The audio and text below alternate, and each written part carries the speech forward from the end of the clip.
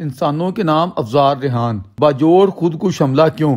आज से करीबन 2 बरस कबल 15 अगस्त 2021 को अफगानिस्तान में अशरफ गनी हुकूमत का खात्मा करते हुए तालिबान की नई हुकूमत कायम हुई, इस दावे के साथ कि इस मरतबा वो मुल्ला उमर की तालिबान हुकूमत से मुख्तलिफ होगी। इस हवाले से दोहा मुआहदे के तहत आलमी ताकत अमेरिका से यह तय पाया था कि आइंदा से तालिबान दहशत गर्दी की वारदातों में मुलव्वस नहीं होंगे और ना ही अपनी सरजमीन ऐसी सरगर्मियों के लिए इस्तेमाल होने देंगे। किसी भी फर्द या ग्रोह की आइंदा के लिए यकीन दहानियों को इसके माजी की कारकर्दगी या तर्ज अमल की रोशनी में ही जांचा या परखा जा सकता है। यही वजह थी कि जब दोहा मुआहदा तय पाने जा रहा था, इस वक्त पूरी दुनिया में बहुत से अहले दानिश ने ये आवाज उठाई थी कि तालिबान की यकीन दहानियां वक्त के साथ शराब साबित होंगी। खुद अमेरिकन मीडिया के अंदर खुले बंदों इस नौ के तहफ़्ज़ात का इजहार किया गया था, लेकिन अमेरिकी इंतजामिया को बावजूद शताबी थी कि किसी भी तरह इस्लाह हासिल जंग का खात्मा करते हुए वो अपनी फोर्सेज को वापस ले जाएं। यूं इसी शताबी जल्दबाजी से बहुत से ब्लंडर हो गए। अशरफ गनी हुकूमत और इसकी सलाहियत के मतलब भी अमरीकी इंतजामिया के अंदाजे गलत साबित हुए। अमरीकी हमारे खित्ते की साइकी को दुरुस्त तौर पर समझने से कासर रहे। उनका ख्याल था कि 2 लाख के करीब जो फोर्सेज उन्होंने खुद अफगानों के जरिए तैयार करवाई हैं, जिन्हें खुद इनके लोग ट्रेनिंग भी देते रहे, ये एक कौमी रियासत की फोर्स बनकर कारकर्दगी दिखाएगी। वो अफगानों के कबायली सिस्टम, इसकी खामियों और जारी सारी करप्शन की परख से कासर रहे। ये फोर्स वक्त आने पर रेत की दीवार साबित हुई। तब अमरीकियों को समझ आई कि इनकी भारी रकूम किस ड्रामेबाजी से हड़प की जा रही थी। दूसरी तरफ पाकिस्तानियों का रोल भी अमरीकियों के लिए अफसोस और पछतावे का बायस बना, जो एक तरफ इनके सामने दहशत गर्दी और मजहबी जुनूनियत के खिलाफ अमरीकी इत्तेहादी बने बुलंद बांग दावे करते डॉलर्स वसूल कर रहे थे, और दूसरी तरफ तालिबानों से न सिर्फ हमदर्दी रखते थे बल्कि कई मौके पर इनकी मुआवनत करते हुए भी पाए गए, जिसके बहुत से शवाहद अमरीकी मीडिया की जीनत भी बने। अगर सच्चाई से इज़हार ख्याल किया जाए तो इस हकीकत की सदाकत से इनकार मुमकिन नहीं है। हमारे लोगों के दोगले रोल पर अलग से पूरा आर्टिकल तहरीर किया जा सकता है। हमारे लोगों के ज़हन से ये बात निकल नहीं रही और शायद आज तक समझ नहीं आ पा रही कि अफगानिस्तान में मजहबी जुनूनियत पर इस्तवार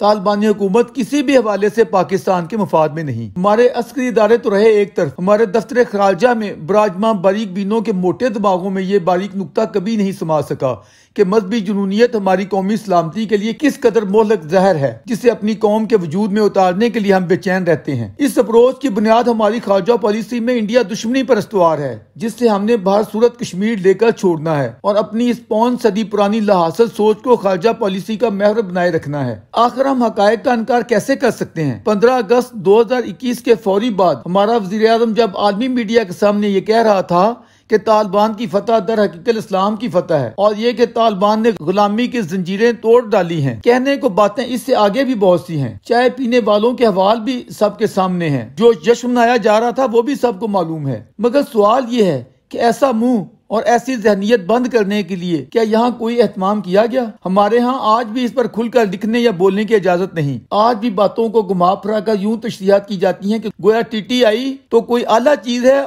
जबकि TTP कोई बुरी तंजीम है। इसी सोच के जेर असर यहाँ गुड तालिबान और बैड तालिबान की इस्लाहात घड़ी जाती रही हैं। अब उन्हें कौन समझाए कि वसी तर इस्लामी जहाद या दीनी जद्दोजहद में तमाम मोमिनीन भाई भाई होते हैं, चाहे इनका ताल्लुक तालिबान के किसी भी ग्रुप से हो, दाइश से हो या अलकायदा से या अखवानुल मुस्लिमून से या दीगर इन जिहादियों से जिनके नाम लिखे जा सकते हैं। तालिबान का ये बयान भी पेश नजर रहे कि हमारा मुआहदा अमेरिकनों से था, पाकिस्तानियों से नहीं। आज बाजोड़ में जमीयत उलमाए इस्लाम के जलसे पर जो खुदकुश हमला हुआ है और इसमें 60 के करीब पाकिस्तानी अपनी जानें गंवा बैठे हैं और 200 के करीब जख्मी हुए पड़े हैं। इस पर बहरूपियों की तरफ अवेला मचाने वालों के सामने दरवेश का ये सवाल है कि असलियत को तस्लीम क्यों नहीं कर लेते हो। इन मजलूमों का खून तुम सब की गर्दनों पर है, तुम्हारी जुनूनी जहनीत पर है जिसने ये जहादी पार रखे हैं और आज भी बिलवास्ता इनकी सपोर्ट में खड़े हो। जरा उस भारत नवाज अमरीकी पिट्ठू अशरफ गनी हुकूमत के दुरानिये का मौजूदा 2 साला तालिबानी जहादी इस्लामी हुकूमत से तकाबल तो करके देखो। अहम KP और बलूचिस्तान के सरहदी एरियाज में मौत का जो खेल खेला जा रहा है और जो अब मजीद आगे बढ़ने वाला है, शाबाश कोई सबील निकालो, इसमें भी इंडिया दुश्मनी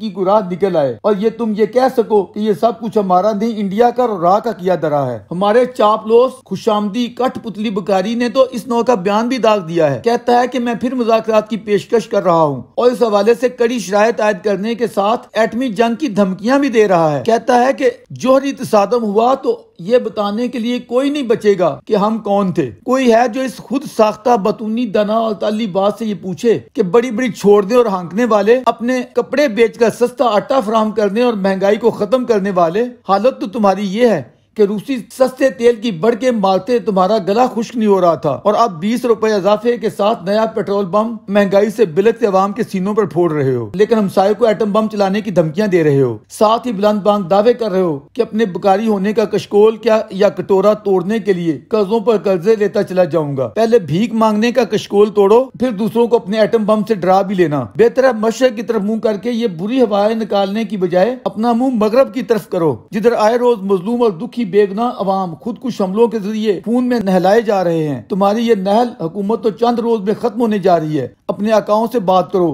कि इन तड़पती लाशों का सोचो और ये कि अवामी दुखों का मुदावा कौन करेगा और कब करेगा।